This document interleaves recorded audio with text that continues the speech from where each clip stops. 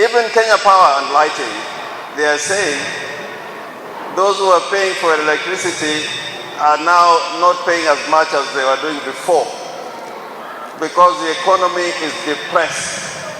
The signs are showing that we are going to have more suffering, where you have a government which does not believe in subsidizing the poor.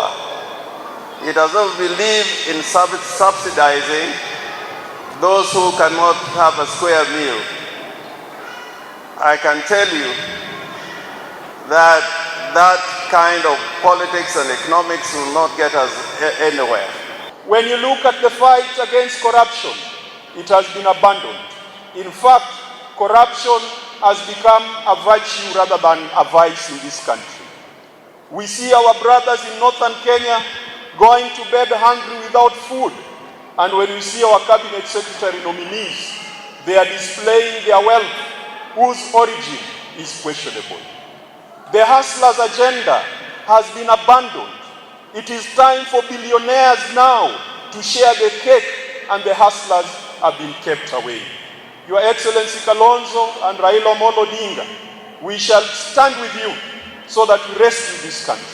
So when you have the judiciary compromised and you have the parliament compromised or bought, because some of our colleagues unfortunately accept to be bought with money.